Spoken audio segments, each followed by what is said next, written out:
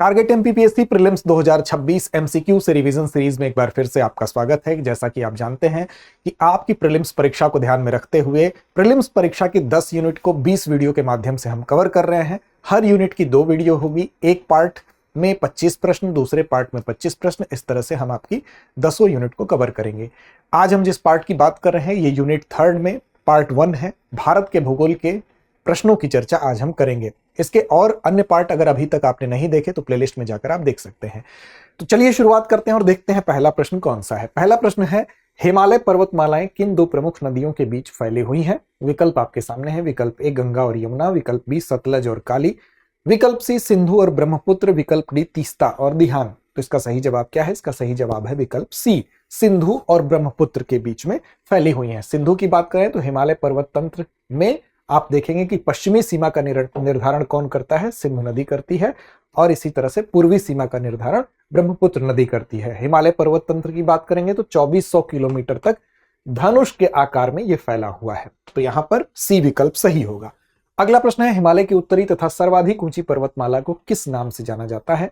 विकल्प आपके सामने है, हिमाचल, शिवालिक, उत्तर पूर्व या हिमाद्री। तो इसका सही जवाब क्या है? विकल्प डी, हिमाद्री। और देखिए, हिमालय की अगर बात करेंगे तो हिमाद्री को महान हिमालय के नाम से भी जानते हैं और यह हिमालय पर्वत तंत्र की उत्तरी और सर्वाधिक ऊंची पर्वत श्रेणी के अंतर्गत आती है। अब इसमें अगर देखेंगे तो इसकी औसत ऊंचाई कितनी है? तो औसत ऊंचाई 6000 मीटर से अधिक है हिमाद्री पर्वतमाला की। और यह श्रेणी मुख्य रूप से स्फटिकीय चट्टानों से निर्मित है। स्फटिकीय चट्टान मतलब रूपांतरित चट्टान। अरावली इसका सबसे अच्छा उदाहरण है। और यहां पर सतत हिमाच्छादित और दुर्गम पर्वतीय दीवार का रूप बनाती है, यानी कि अक्सर ये हिम से आच्छादित रहती है चूंकि इसकी ऊंचाई ज्यादा है। पीर पंजाल पर्वतमाला हिमालय के किस विभाग में सबसे लंबी और सर्वाधिक महत्वपूर्ण श्रेणी है? महान हिमालय, मध्य हिमालय, वाह्य हिमालय या पूर्वोत्तर हिमालय। तो इसका सही जवाब होगा विकल्प बी, मध्य हिमालय। पीर पंजाल जो है मध्य हिमालय का पार्ट है। इसको हिमाचल हिमालय भी कहते हैं, मध्य हिमालय को। और यहां पर सबसे लंबी और अत्यंत महत्वपूर्ण पर्वतमालाओं में से एक है पीर पंजाल पर्वतमाला। और ये महान हिमालय के पैरेलल है, समानांतर है और कश्मीर घाटी के दक्षिण में एक महत्वपूर्ण पर्वत की वॉल की तरह, दीवार की तरह निर्माण करती है। इसकी औसत ऊंचाई की बात करें तो 3500 से लेकर 4500 मीटर इसकी औसत ऊंचाई है। अगला प्रश्न है, हिमालय का वह भाग जो सिंधु और सतलज नदियों के बीच स्थित है क्या कहलाता है? कुमाऊं हिमालय, नेपाल हिमालय, पंजाब हिमालय, असम हिमालय। तो देखिए, सिंधु और सतलज के बीच में पूछ रहा है तो ये होगा आपका विकल्प सी, पंजाब हिमालय। देखिए, जो पंजाब हिमालय है, पंजाब हिमालय का वो भाग है जो पश्चिम में सिंधु नदी है इसके, और पूर्व में कौन सी नदी है? सतलज नदी है। और इसके बीच में क्या है? पंजाब हिमालय है। इसी को कहते हैं। पीर पंजाल और धौलाधर जैसी पर्वतमालाएं इसी क्षेत्र में पाई जाती हैं।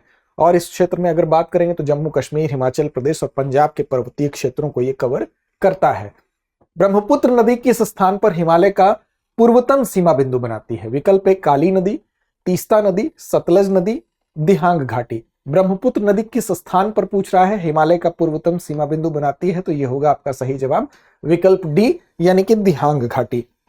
क्योंकि हिमालय की जो पूर्वी सीमा अगर देखेंगे, पूर्वतम सीमा देखेंगे तो दिहांग घाटी ही बनाएगा। यहां पर क्या होता है तो सांगपोज यानी कि ब्रह्मपुत्र भारत में एंट्री करती है, प्रवेश करती है और अरुणाचल प्रदेश में प्रवेश करते समय दिहांग घाटी का निर्माण करती है, जहां बाद में इसमें 2 नदियां मिलती हैं। कौन कौन सी? दिबांग और लोहित नदियां इससे आकर मिलती हैं। आगे बढ़ेंगे, लेकिन उससे पहले आपके लिए एक सूचना है कि अगर आप अपनी एमपीपीएससी की तैयारी कर रहे हैं और चाहते हैं क्विक रिवीजन एक बेहतर गाइडेंस के साथ, तो आपके लिए एमपीपीएससी प्रीलिम्स प्रैक्टिस बैच हमारा महत्वपूर्ण बैच साबित होगा। इसके लिए हिंदी और अंग्रेजी दोनों माध्यम में यह बैच उपलब्ध है। ऑफलाइन मोड में अगर आप चाहते हैं तो इंदौर शाखा से, और ऑनलाइन मोड में भी इंदौर क्लासरूम से लाइव क्लासेस आपको मिलेंगे। इस कोर्स में आपको 70 दिनों का ये कोर्स है।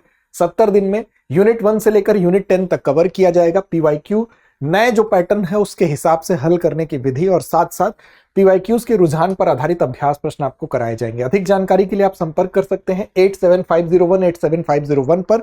साथ ही साथ आपको लिंक में, डिस्क्रिप्शन में एक लिंक मिलेगा, वहां पर क्लिक करेंगे तो एक फॉर्म खुलेगा, उस पर बेसिक जानकारी आप फिल करेंगे तो वहां से भी आप इस कोर्स तक पहुंच सकते हैं। साथ साथ दृष्टि लर्निंग ऐप को डाउनलोड कर लीजिए, वहां से भी एमपीपीएससी प्रीलिम्स प्रैक्टिस बैच तक आप पहुंच सकते हैं। अगला प्रश्न है, केंद्रीय उच्च भूमि के पूर्व की ओर फैले भाग जिसे छोटा नागपुर पठार कहा जाता है का जल निकास मुख्यतः किस नदी द्वारा होता है? महानदी, केन, दामोदर या बेतवा। तो इसका सही उत्तर क्या है? सही उत्तर है सी, यानी कि दामोदर नदी। आप जानते हैं कि दामोदर नदी जो है इसमें जब बाढ़ आती है तो इसकी बाढ़ से बंगाल जो है प्रभावित होता है। इसी वजह से जो पश्चिम बंगाल का क्षेत्र है उसको, इसको बंगाल का शोक भी कहा जाता है। अब छोटा नागपुर पठार जो क्या है, केंद्रीय उच्च भूमि का पूर्वी विस्तार है और मुख्य तौर पर ये कहां पर सेंट्रलाइज है, तो झारखंड में, लेकिन इसका कुछ पार्ट आप देखेंगे कि ओडिशा और बिहार और पश्चिम बंगाल में भी पड़ते हैं।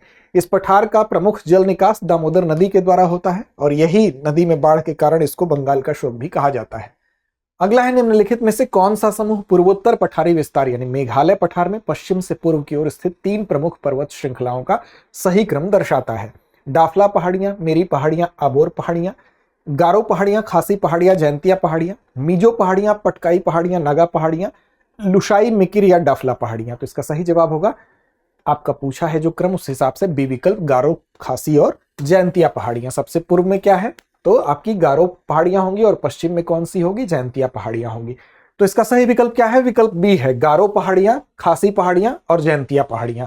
मेघालय पठार अगर आप देखें तो प्रायद्वीपीय पठार का पूर्वी विस्तार है और इसकी 3 प्रमुख पर्वत श्रृंखलाएं पश्चिम से पूर्व की ओर अगर आप देखेंगे तो सबसे पश्चिम में कौन सी है, गारो पहाड़ियां, उसके बाद आपकी है खासी पहाड़ियां और उसके बाद है आपकी जैंतिया पहाड़ियां। तो ये इसका क्रम है और ये स्फटिकीय चट्टानों से बनी हुई है, याद रखिएगा।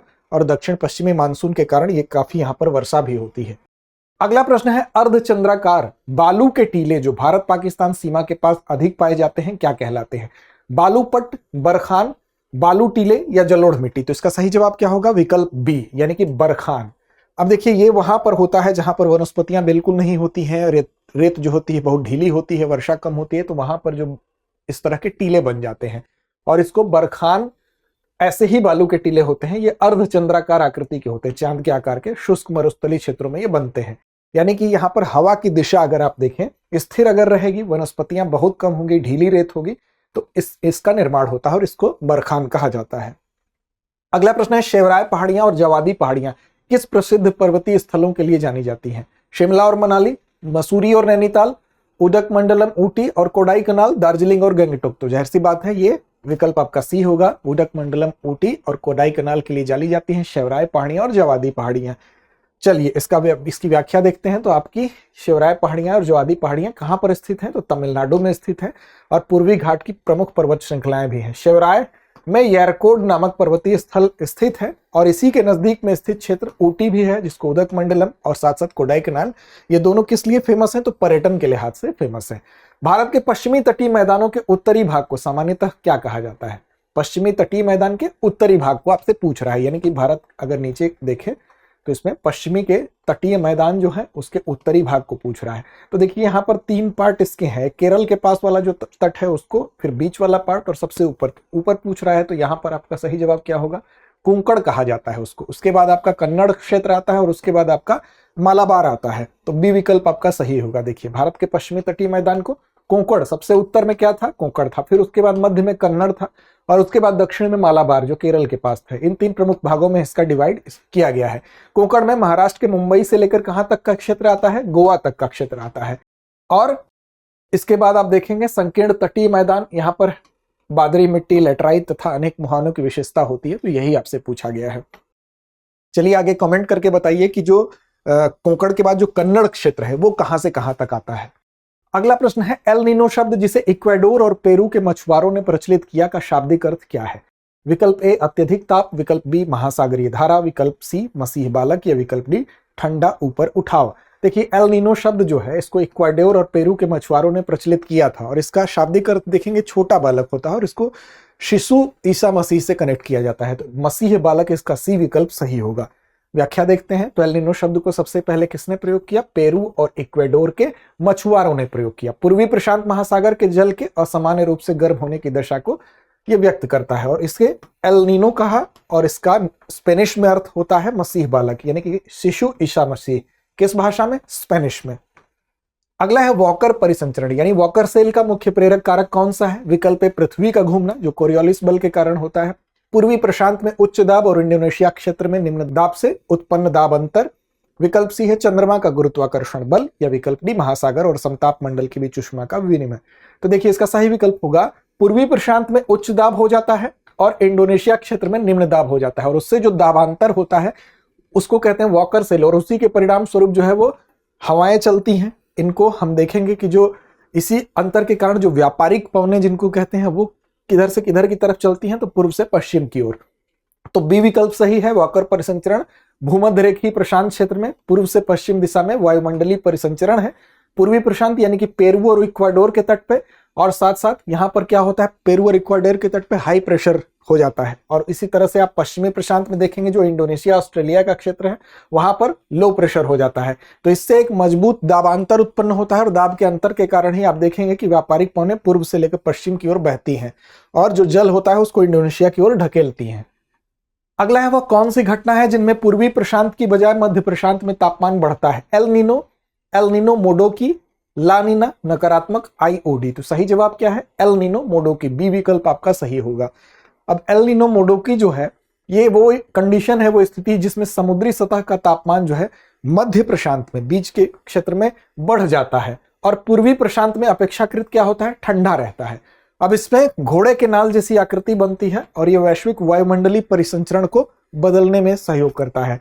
भारत में इसका प्रभाव क्या होता है? तो इसके प्रभाव से भारत में मानसून पर जो क्या होता है, सूखा कम होने की संभावना रहती है। अगला प्रश्न क्या है? भारतीय मानसून को कौन से वैश्विक कारक प्रभावित करते हैं? ENSO, एल नीनो दक्षिणी दोलन, दूसरा है हिंद महासागर द्विध्रुव यानी कि IOD, और तीसरा है मैडन जूलियन दोलन या MJO। तो देखिए, ये तीनों ही भारतीय मानसून को वैश्विक कारक को प्रभावित करने वाली चीजें हैं। तो डी विकल्प यहां आपका सही हो जाएगा। यहां पर डी विकल्प सही हो गया। अब देखिए, ENSO यानी अल नीनो दक्षिणी दोलन, एल नीनो से मानसून कमजोर होता है, ला नीना से क्या होता है, मजबूत होता है, तो ये प्रभावित करता है। हिंद महासागर द्विध्रुव की बात करें तो ये सकारात्मक IOD मानसून को बढ़ाता है, नकारात्मक अगर ये रहेगा तो IOD इसे कम करेगा। इसी तरह से मैडन जूलियन दोलन की बात करें तो ये 30 से 60 दिन की अवधि वाला एक वायुमंडलीय विक्षोभ है, जो कि मानसून के सक्रिय और कमजोर दौर को नियंत्रित करने का काम करता है। तो ये तीनों ही प्रभावित करते हैं। अगला प्रश्न है, पश्चिमी विक्षोभ भारत में किस फसल की खेती के लिए विशेष रूप से लाभकारी है? विकल्प ए धान, विकल्प बी गेहूं, विकल्प सी गन्ना या विकल्प डी बाजरा। तो इसका सही जवाब क्या होगा? इसका सही जवाब होगा विकल्प बी गेहूं के लिए। अगर देखेंगे पश्चिमी विक्षोभ, तो इसके कारण भारत में क्या होगा? ये पश्चिमी विक्षोभ कहां से उत्पन्न होता है? भूमध्य सागर क्षेत्र से उत्पन्न होता है। उपोष्ण कटिबंधीय एक चक्रवाती तंत्र होता है, और इसकी वजह से क्या होता है, उत्तर पश्चिमी भारत में शीतकालीन वर्षा होती है, यानी कि जाड़ों में वर्षा होती है। विशेष तौर पर अगर देखेंगे तो पंजाब हरियाणा का जो बेल्ट होता है, दिल्ली राजस्थान और पश्चिमी उत्तर प्रदेश में, यहाँ पर जाड़े में वर्षा पश्चिमी विक्षोभ के कारण होती है। और इससे जो रबी की फसलें हैं, विशेष रूप से आप देखेंगे गेहूं को ठंडा मौसम चाहिए और हल्की वर्षा चाहिए, और दोनों ही इससे प्राप्त होती हैं। अगला प्रश्न है, निम्नलिखित का मिलान कीजिए। बगलिहार बांध, सतलज, नाथपा झाकरी चेनाव, टिहरी बांध भागीरथी, किशनगंगा जल विद्युत परियोजना झेलम। तो देखिए, यहाँ पर बगलिहार बांध किस पे है? चिनाव नदी पर है। नाथपा झाकरी किस पे है? सतलज पर है। टिहरी बांध की बात करें तो ये भागीरथी पर ही, किशनगंगा जल विद्युत परियोजना झेलम पर ही है। तो इस तरह से विकल्प कौन सा सही होगा? विकल्प ए सही होगा। व्याख्या देख लेते हैं। तो देखिए, जो बगलिहार बांध है वो चिनाव नदी पे है, जम्मू कश्मीर के रामबन डिस्ट्रिक्ट में, रामबन जिले में स्थित है चिनाव नदी पर, और चिनाव नदी पर बना एक प्रमुख रन ऑफ द रिवर जल विद्युत परियोजना है। वहीं नाथपा झाकरी सतलज हिमाचल प्रदेश में सतलज नदी पर निर्मित भारत की सबसे बड़ी भूमिगत जल विद्युत परियोजना है। टिहरी बांध भागीरथी उत्तराखंड में है, आप जानते हैं ये भारत की सबसे बड़ी ऊंचे बांधों में से एक है, और जल विद्युत सिंचाई पेयजल उपलब्ध कराने का काम करती है। किशनगंगा जल विद्युत परियोजना झेलम जम्मू कश्मीर के गुरेज घाटी में स्थित है। झेलम की सहायक नदी किशनगंगा है, उसी के जल को मोड़कर 330 मेगावाट बिजली उत्पन्न करने के लिए इसको बनाया गया है। अगला है, निम्नलिखित में से कौन सा प्रायद्वीपीय नदियों का गुणधर्म नहीं है? प्रायद्वीपीय नदियों का पूछ रहा है, ध्यान रखिएगा। विकल्प एक निश्चित प्रवाह पथ, विकल्प बी अप्रवाहिणी या गैर बारहमासी प्रकृति, विकल्प सी मंदराकार यानी मेंडरिंग प्रवाह पथ, डी है उथली घाटियां। तो देखिए, ये सारे हैं, सी नहीं है। मंदराकार यानी कि विसर्पी जो नदियां होती हैं, वो अगर देखेंगे प्रायद्वीपीय नदियों का गुण नहीं है। प्रायद्वीपीय नदियां जैसे गोदावरी हो गई, कृष्णा हो गई, कावेरी, नर्मदा, ताप्ती, ये पुराने कठोर स्फटिक शैल संरचनाओं से बहने वाली प्रायद्वीपीय जो पठारी नदियां हैं। मंदराकार जो व्यवस्था है यानी विसर्पी जो नदियां होती हैं, वो हिमालयी नदियों में ये प्रॉपर्टी देखी जाती है, यानी कि गंगा ब्रह्मपुत्र के विशाल जलोढ़ जो मैदान है, वहां पर ये नदियां मोड़ बनाती हैं, विसर्पी होती हैं। अगला है, निम्नलिखित में से कौन सी प्रायद्वीपीय नदी भारत में सबसे बड़ा डेल्टा बनाती है? प्रायद्वीपीय नदियों की बात कर रहा है, कृष्णा, गोदावरी, महानदी, कावेरी। तो यहाँ विकल्प आपका बी सही होगा। गोदावरी जो है प्रायद्वीपीय नदियों में सबसे बड़ा डेल्टा बनाती है, और दक्षिण गंगा भी इसको कहा जाता है। भारत की प्रायद्वीपीय नदियों में सबसे बड़ा डेल्टा गोदावरी के द्वारा ही बनाती है। कब? बंगाल की खाड़ी में मिलने से पहले व्यापक रूप से यह फैला हुआ है, और इसका डेल्टा आंध्र प्रदेश में विस्तृत है और यह प्रायद्वीपीय क्षेत्र का सबसे उपजाऊ और विस्तृत डेल्टा भी माना जाता है। अगला है नदी का उस राज्य से मिलान कीजिए जहां वह प्रमुख डेल्टा बनाती है। कावेरी, महानदी, गोदावरी, कृष्णा, ओडिशा, आंध्र प्रदेश, तमिलनाडु, तेलंगाना। तो देखिए कावेरी जो बनाती है वो कहां बनाएगी, ए का हो जाएगा तीसरा, तमिलनाडु में बनाएगी। महानदी कहां बनाएगी, तो ओडिशा में बनाएगी। गोदावरी कहां बनाएगी, तो गोदावरी बनाएगी आपके आंध्र प्रदेश में। और कृष्णा कहां बनाएगी, तो कृष्णा बनाएगी तेलंगाना या आंध्र प्रदेश में। तो इस तरह से विकल्प आपका क्या सही होगा, विकल्प ए सही हो जाएगा। इस तरह से देखिए विकल्प ए यहां पर सही है। कावेरी तमिलनाडु में, कावेरी नदी तमिलनाडु में बड़ा और अत्यंत उपजाऊ डेल्टा बनाएगी, जिसे दक्षिण भारत का उद्यान भी कहा जाता है इस क्षेत्र को। महानदी की बात करें, ओडिशा महानदी में बंगाल की खाड़ी में मिलने से पहले डेल्टा बनाती है। गोदावरी को आंध्र प्रदेश में देखिए, गोदावरी आंध्र प्रदेश में विशाल और उपजाऊ डेल्टा बनाती है, बड़े पैमाने पर धान की खेती इस जगह पर होती है। कृष्णा की बात करें तो तेलंगाना आंध्र प्रदेश में कृष्णा नदी अपना प्रमुख डेल्टा बनाती है। तो इस तरह से आपका विकल्प कौन सा सही हो गया, विकल्प आपका ए सही हो गया। चलिए अगले प्रश्न की तरफ चलते हैं। केबुल लामजाओ राष्ट्रीय उद्यान से संबंधित है। ये किस संकटग्रस्त प्रजाति के लिए प्रसिद्ध है? सबसे पहले जानिए यह है कहां, तो मणिपुर में है। और ये प्रसिद्ध है बेसिकली किसके लिए, तो ये संगाई हिरण के लिए प्रसिद्ध है। हंगुल, हिम तेंदुआ, संगाई हिरण, नीलगिरी तहर। तो सी विकल्प यहां पर आपका सही होगा। ये भारत का एकमात्र तैरता हुआ राष्ट्रीय उद्यान भी है, ये भी याद रखना है। तो केबुल लामजाओ राष्ट्रीय उद्यान मणिपुर में स्थित है और यह भारत का ही क्या, दुनिया का एकमात्र तैरता हुआ राष्ट्रीय उद्यान है। लोकटक झील पर बना है, विशेष रूप से संगाई हिरण के लिए यह फेमस है और यहां पर विश्व प्रसिद्ध है। मणिपुर का राज्य पशु भी है, ये भी याद रखिएगा। कांटेदार वन मुख्य रूप से किन राज्यों में पाए जाते हैं? केरल और गोवा, गुजरात, राजस्थान, ओडिशा, झारखंड, असम और मेघालय। तो देखिए कांटेदार वन वहां पाए जाएंगे जहां पर वर्षा कम होगी, जहां पर शुष्क माहौल होगा। ये कहां पर है, तो गुजरात और राजस्थान में है। यहीं पर ये कांटेदार जो है आपको वन मिलेंगे। 50 से 75 सेमी या उससे भी कम वर्षा अगर होगी, अत्यंत शुष्क स्थिति होगी या अर्ध शुष्क कंडीशन होगी तो पाए जाते हैं। यहाँ तापमान अधिक होता है, वाष्पीकरण तेज होगा, लंबा शुष्क मौसम होगा, इसी की वजह से ये वन पाए जाते हैं। तो राजस्थान और गुजरात में विशेष रूप से कक्ष क्षेत्र और थार मरुस्थल के आसपास ये मिलते हैं। मैंग्रोव वनों के लिए निम्नलिखित में से किस प्रकार की परिस्थितियों की आवश्यकता होती है? विकल्प ए ऊंचाई वाले क्षेत्र और कम तापमान, विकल्प बी ज्वारीय प्रभाव तथा गाद कीचड़ का निक्षेपण, विकल्प सी शुष्क जलवायु, विकल्प डी तापमान का अत्यधिक दैनंदिन अंतर। तो इसका सही जवाब क्या है? सही जवाब है विकल्प बी, ज्वारीय प्रभाव, गाद कीचड़ का निक्षेपण। ये होता ही कंडीशन मैंग्रोव के लिए। तो मैंग्रोव वन उष्ण कटिबंधीय और उपोष्ण कटिबंधीय ज्वारीय तटीय क्षेत्रों में विकसित होते हैं, जहां पर समुद्र के जो जल होते हैं या नदी के जल मिलते हैं, यानी कि खारा जल और मीठा जल मिलता है, वहां पर ये पाए जाते हैं। आवश्यक परिस्थिति क्या है? खारा जल और मिला जुला पानी वहां पर मिले और साथ साथ नियमित ज्वार भाटा, गाद कीचड़ से भरपूर वो जगह होनी चाहिए। तो ऐसे क्षेत्र में ये होते हैं। अब यहां पर देखिए सुंदरबन हो गया आपका, गोदावरी डेल्टा हो गया, महानदी डेल्टा हो गया, कृष्णा डेल्टा हो गया। यहां पर ये सब ऐसे क्षेत्र हैं जहां पर ज्वारीय वन आपको देखने को मिलेंगे। ठीक है, अगला प्रश्न क्या है? निम्नलिखित में से कौन सा खनिज ब्राउन ओवर के नाम से जाना जाता है? मैग्नेटाइट, लिमोनाइट, साइडराइट या हेमेटाइट? तो इसका सही जवाब लिमोनाइट होगा। लिमोनाइट को ब्राउन ओवर के नाम से जाना जाता है। अब ये पीले भूरे, गहरे भूरे रंग के कारण ब्राउन ओवर इसको कहा जाता है, यानी इसके कलर के कारण इस नाम से जानते हैं। शुद्ध खनिज ये नहीं होता है, बल्कि इसमें जल योजित लौह ऑक्साइडों का मिश्रण होता है, जैसे गोएथाइट होता है। इसके प्रमुख क्षेत्र की बात करें तो दलदली स्थान, आर्द्र भूमि और अपक्षयी चट्टानों में ये पाया जाता है। इसमें लौह की मात्रा कितनी होती है? तो 40 से 60% तक इसमें लौह की मात्रा होती है, जो हेमेटाइट या मैग्नेटाइट से कम होती है।